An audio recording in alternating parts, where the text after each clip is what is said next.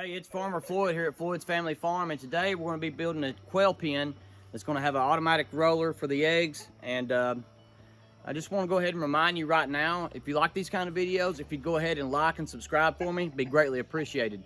But today we're going to build the quail pen, and I'm going to kind of design this thing as I go on the fly, and I built a few things and I kind of got some ideas, but then again, nothing's permanent, nothing's sealed down what I'm going to do. So we're going to figure this out as I go. So far what I've done is I've cut these treated 2x4s at 5 foot exactly, but the thing was I was only able to get 10 footers at the local lumber yard.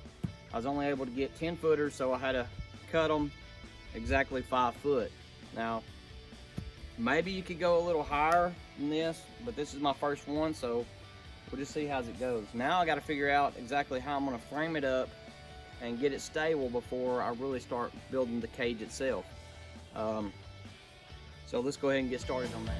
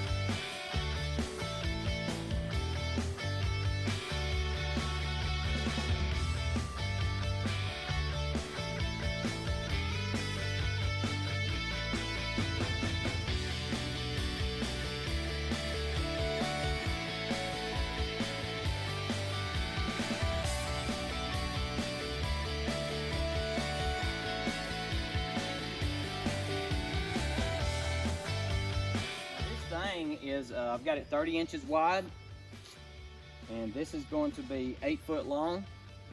And what we're going to do here is make this 36 inches wide. The piece will slide in here so that we have that extra little 2x4 tray that the eggs will roll down in, so no predators can get into that.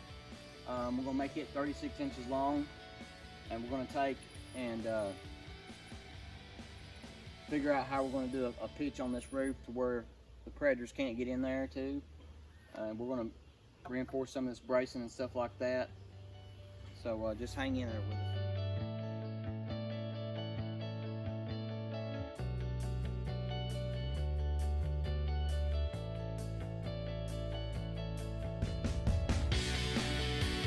Now I've got the bottom framed up, and I can't put enough emphasis on how much it's going to be to build the bottom the way I'm doing it. It's going to help you and be able to change things like the pitch on the how far the back will go up in order for the eggs to roll frontwards, because this is going to save you a lot of cleaning eggs, and you don't really want to clean them because the bloom on the egg is Mother Nature's way of just keeping the eggs from getting bacteria in there. So you don't want to have to wipe that off because it's rolled through some manure or something. So especially if they just sit there in one spot, they kick them around, and it's just, I mean, they get pooped on and stuff, you know. You don't want that. So I really think this is important what I'm showing you here, is to build this way.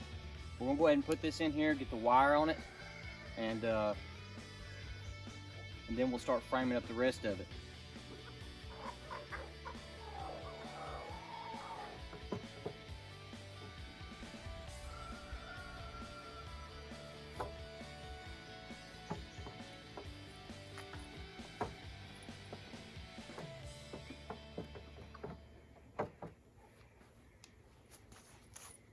And another thing about this wire is you'll be able to see, I like using this 1/2 inch by 1/2 inch. You can get a roll of it, 100-foot roll, for around $90 where I'm at, and I'm in Alabama. So, but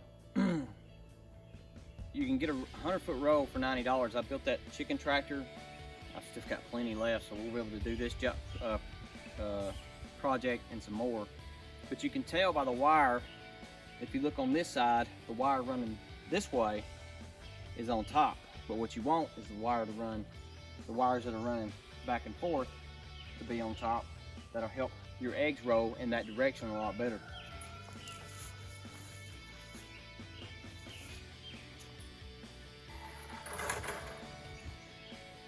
And another thing that I do is after I cut it, I know it may be a little bit of trouble, but these ends will have something sticking off where you cut up the middle. When I do cut one side, I cut up as close as I can to that line. And on the other side, I'll go back and trim those ones that are hanging off there. Just so your wife don't come out here and poke her hands.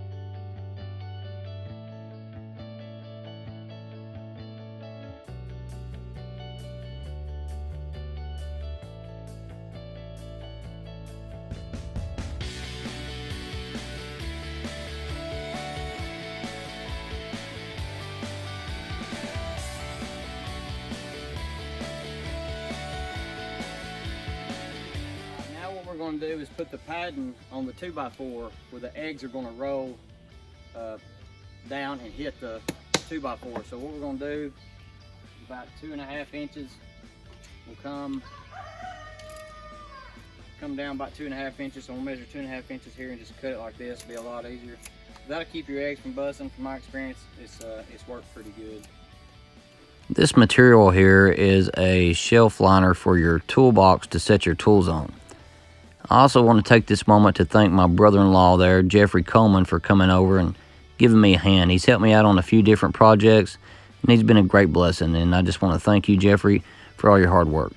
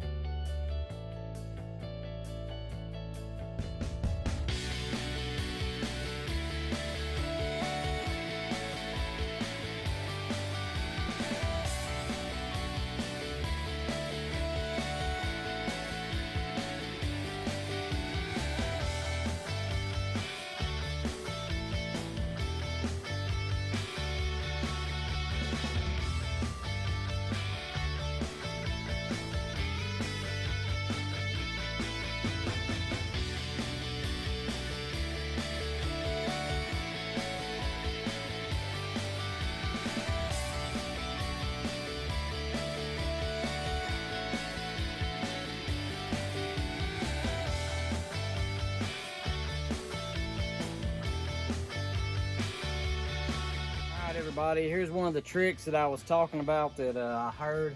Now I don't know if it's going to work, but by the end of this video you will know. You take just a dab of dishwashing liquid, go around the outside of the pipe,